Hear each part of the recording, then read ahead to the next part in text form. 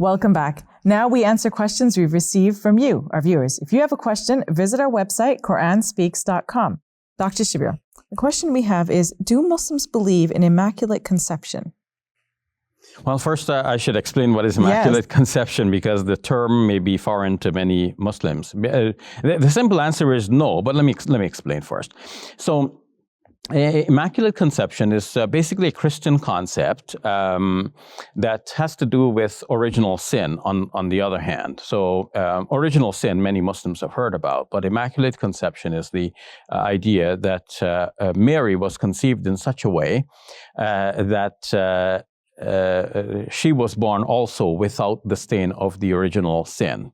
So why would this be necessary? Like this is if we think of a cookie cutter. If you have a perfectly shaped cookie cutter, your cookies are going to come out perfectly shaped. Now you're making me hungry. But if your cookie cutter is bent, then your cookies are going to come out misshapen. Mm-hmm. So the one idea of original sin is that it's being passed down all the way from Adam, and it's there, with Adam's sin, the human mold somehow became misshapen or carries the indentation from the original sin.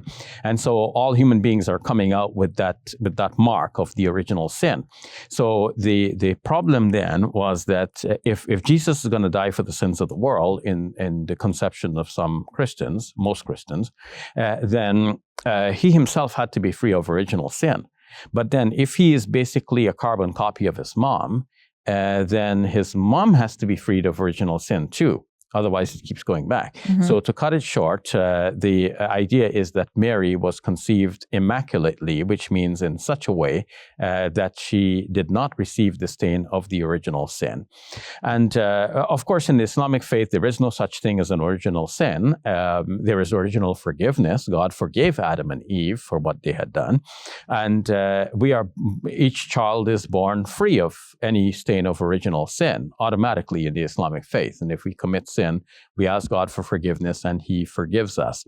But having said that, there is a Quranic story about Mary's mother pledging that whatever is in her womb is going to be dedicated to the service of God. And there is a hadith that says that every child is touched by Satan except for Mary and her child. Mm-hmm. So there is something there in the Islamic tradition which gives some credence and belief in Jesus and Mary without going that extent of saying that she was conceived immaculately. Thank you for that, Dr. Shabir. You're welcome.